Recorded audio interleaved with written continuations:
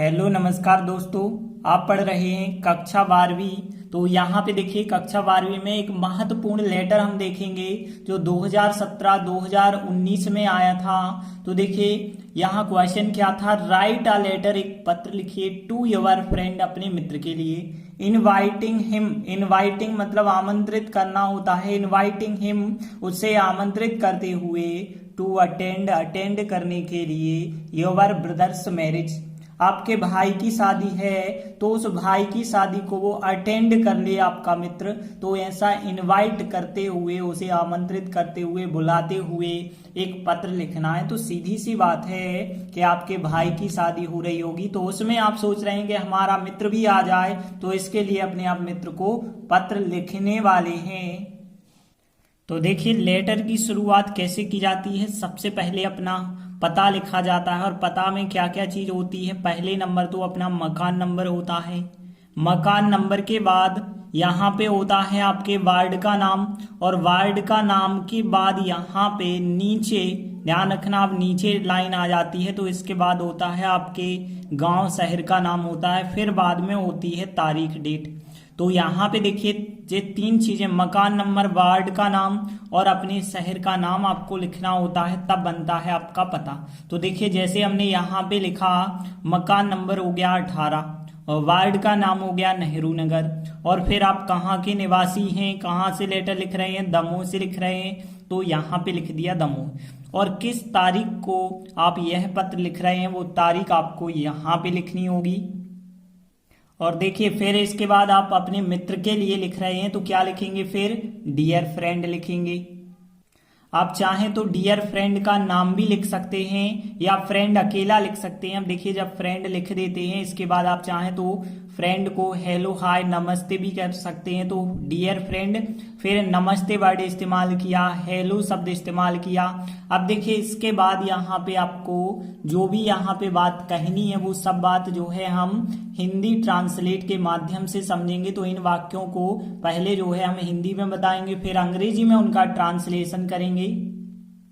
तो देखिए इतना तो आपसे बन गया है, डियर फ्रेंड लिखा है, और नमस्ते तो इतना तो आप लोगों से बन जाएगा। तो डियर फ्रेंड नमस्ते। अब देखिए अगली लाइन यहाँ पे कैसे हम यहाँ पे देखते हैं। तो यहाँ जनरली ऐसी लाइन लिखी जाती है हालचाल पूछने वाली कि मैं यहाँ पूर्णतः ठीक हूँ और मैं आशा करता हूँ कि आप भी वहां पे पूर्णतः ठीक होंगे। तो देखिए यहाँ पे इस लाइन को कैसे, आई होता है मैं, यहाँ मतलब होता है हियर। तो यहाँ पे हियर जो होता है वो यहाँ के लिए होता है और देयर होता है वहां के लिए। ये तो वर्ड आपको पता होंगे। पूर्णतः ठीक, तो यहाँ पे पूर्णतः ठीक या बिल्कुल पूरी तरह से ठीक जो वर्ड होता है वो होता है क्वाइट। क्वाइट मतलब बिल्कुल पूरी तरह से, और ठीक को हम वेल कहते हैं, वेल मतलब होता है ठीक। तो क्वाइट वेल हम कह सकते हैं, पूर्णतः ठीक। अब देखिए यहाँ पे वाक्य होगा, मैं यहाँ पूर्णतः ठीक हूँ। प्रेजेंट का एक सामान्य सा प्रेजेंट है तो इज एम आर के बाद ऑब्जेक्ट। तो आई के हिसाब से सहायक क्रिया am, I am quite well here हो जाएगा। तो I am quite well here, and I और मैं आशा करता हूं।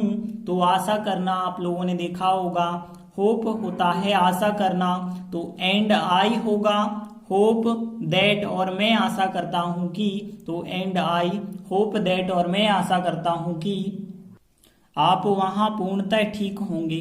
तो यू मतलब आप, देयर मतलब वहां, पूर्णतः ठीक, क्वाइट वेल हमने देखा। तो होंगे मतलब यहाँ पे बी क्रिया कह सकते हैं, बी मतलब होना। तो देखिए आप वहां पूर्णतः ठीक होंगे, फ्यूचर सिंपल। सेल विल के बाद आपको फर्स्ट फॉर्म लगाना होगा। तो देखिए यहाँ पे यू हो जाएगा आपका सब्जेक्ट। तो यू के हिसाब से सेल विल में से आप क्या लगाएंगे, विल। तो यू विल बी मतलब होंगे, और फिर क्वाइट वेल पूर्णतः ठीक होंगे, देयर मतलब वहां पर। तो you will be quite well there. तो देखिए यहाँ पे इतनी लाइनों को हम ट्रांसलेट करके फिर बता दें। डियर फ्रेंड नमस्ते, I am quite well here, and I hope that you will be quite well there. देखिए अगली लाइन, तुम यह जानकर बहुत प्रसन्न होगे। अब क्या जानकर प्रसन्न होंगे, आगे की लाइन में फिर बताया है कि मेरे भाई की शादी 3 दिसंबर को फिक्स हो गई है। तो देखिए हम ऊपर की लाइन पहले हम ट्रांसलेट करें तो यहाँ पे देखिए प्रसन्न के लिए एक शब्द हमने आपको बताया था ग्लैड। तो यहाँ ग्लैड तो आप पढ़ चुके हैं, होंगे मतलब अभी अभी हमने बताया बी क्रिया होती है होना के लिए, और फिर यहाँ पे देखिए तुम के लिए होगा यू, और जानकर तो यहाँ पे जानकर के लिए देखिए हमने बताया था टू नो, क्रिया के पहले टू लगा देते हैं तो टू नो, या फिर YING भी आप लिख सकते हैं, और यह और की एक साथ आ रहे हैं तो यह तो आप नहीं लिखेंगे। तो फिर यू होगा आपका सब्जेक्ट, फिर यू के हिसाब से सेल विल में से आपको विल, तो you will be glad to know मतलब जानकर, तो you will be glad to know that मतलब कि, फिर मेरे भाई की शादी मतलब माई ब्रदर, अब देखिए अपोस्ट्राफी एस की के लिए लिख सकते हैं, और मैरिज मतलब शादी, तो यहाँ पे माई ब्रदर्स मैरिज मेरे भाई की शादी, और 3 दिसंबर को, तो 3 दिसंबर को 3 दिसंबर लिख सकते हैं, और तारीख के पहले हमेशा हम ऑन प्रीपोजिशन लगाते हैं तो ऑन 3 दिसंबर को, और फिक्स हो गई है, फिक्स होना को फिक्स ही हम कहते हैं। तो देखिए यहाँ पे जो क्रिया होती है फिक्स होती है, फिक्स मतलब निश्चित करना या पक्का कर देना, तो यहाँ फिक्स देखिए मेरे भाई की शादी 3 दिसंबर को फिक्स हो गई है।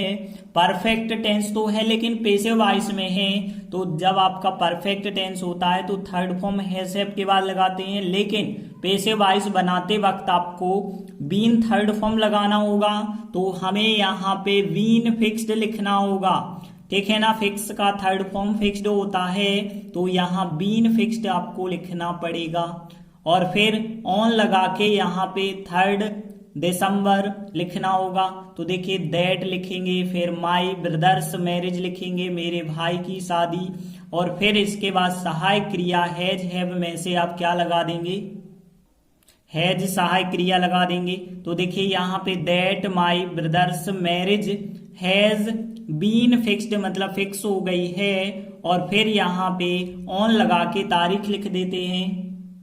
तो देखिए यहाँ पे that my brother's marriage has been यहाँ पे लगा देना, ध्यान रखना है, हैज बीन या फिर यहाँ बीन लगा दो, एक ही बात है, हैज बीन फिक्स्ड फिक्स हो गई है, ऑन लगा के इतनी तारीख को फिक्स हो गई है।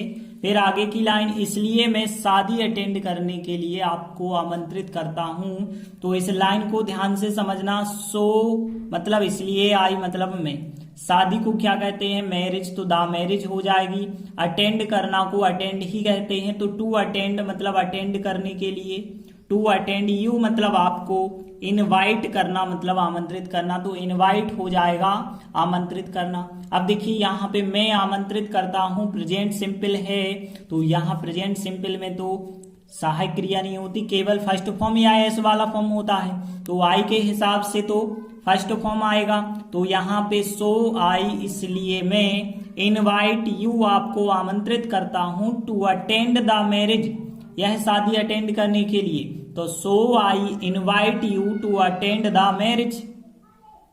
तो देखिए तीनों लाइनें फिर आप समझिए, यहां पे लिखा you will be glad to know that my brother's marriage has been fixed, on लगा के 3 December, so I invite you to attend the marriage.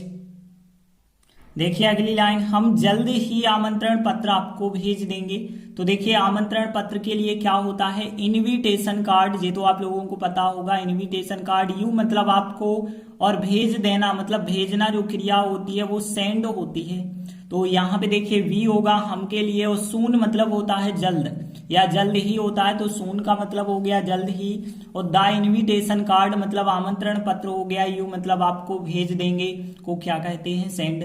यहाँ पे हम भेज देंगे फ्यूचर सिंपल है, फ्यूचर सिंपल में सेल विल फर्स्ट फॉर्म होता है, तो यहाँ पे सेल विल और फर्स्ट फॉर्म क्या होगा, सेंड होगा। एक चीज आप ध्यान देना, यहाँ पे वी है तो देखिए वी के हिसाब से लगता है सेल, लेकिन यदि आप वी के हिसाब से विल लगा दें तो इसका मतलब है जो बात आप कह रहे हैं वो 100% होगी ही होगी, एक संभावना नहीं होती है।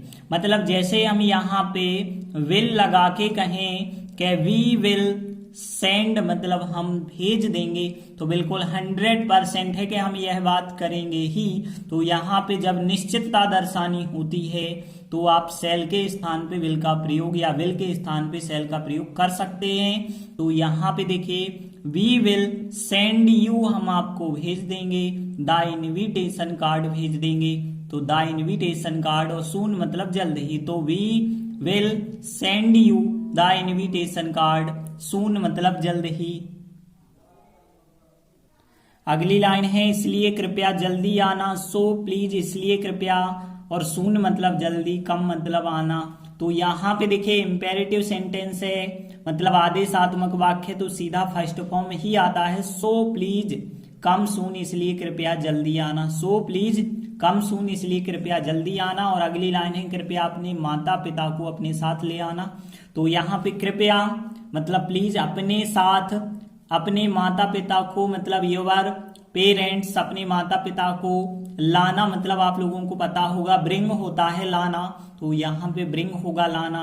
और विथ यू मतलब आपके साथ, ठीक है ना, या अपने साथ, तो यहाँ पे प्लीज मतलब कृपया, और ब्रिंग मतलब लाना, और फिर योर पेरेंट्स अपने माता पिता को लाना, विथ यू मतलब अपने साथ। तो देखिए तीनों लाइनें फिर हम ट्रांसलेट कर लें कि we will send you the invitation card soon, so please come soon, please bring your parents with you. तो देखिए इस प्रकार से हमने इतना ट्रांसलेट कर लिया कि डियर फ्रेंड नमस्ते लिखा, फिर क्या लिखा था, आई एम क्वाइट वेल हियर, मैं यहाँ पूर्णतः ठीक हूँ, एंड आई होप दैट, और मैं आशा करता हूँ कि you will be quite well there, आप वहाँ पूर्णतः ठीक होंगे। और फिर यू विल बी ग्लैड, तुम्हें प्रसन्नता होगी, टू नो जान करके, दैट माई ब्रदर्स मैरिज, के मेरे भाई की शादी, हैज बीन फिक्स्ड फिक्स हो गई है, ऑन लगा के 3 दिसंबर को फिक्स हो गई है, सो आई इनवाइट इसलिए मैं आमंत्रित करता हूँ, यू आपको, टू अटेंड शामिल होने के लिए, द मैरिज मतलब शादी में शामिल होने के लिए मैं आपको आमंत्रित करता हूँ, वी विल सेंड यू हम आपको भेज देंगे, द इनविटेशन कार्ड सून जल्द ही आमंत्रण पत्र आपको भेज देंगे, सो प्लीज कम सून इसलिए कृपया जल्दी आना, और प्लीज ब्रिंग कृपया लाना, योर पेरेंट्स विथ यू अपने साथ अपने माता पिता को भी ले आना।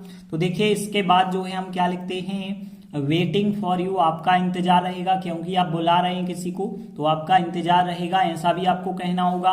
फिर बाकी आप कह सकते हैं रेस्ट ऑन मीटिंग, बाकी सब मिलने पर, या रेस्ट इज ओके भी हम कह सकते हैं, तो यहाँ पे आपको मिलना ही है आखिर, तो आप कह देते हैं रेस्ट ऑन मीटिंग, मतलब बाकी सब मिलने पे हम बताएंगे। और फिर इसके बाद लिख देते हैं हम योर लविंग फ्रेंड, आपका प्यारा मित्र जो है, और फिर आप नीचे नाम लिख देते हैं। तो इस प्रकार से आपका यह लेटर कंप्लीट हो जाता है।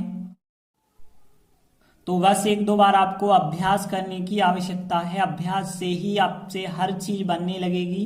तो आपसे हमने कहा था कि इन सब चीजों के आप नोट्स बनाते चलें, तो नोट्स आप बिल्कुल बनाएं, नोट्स बनाने का आपको बहुत ज्यादा फायदा मिलेगा। धन्यवाद।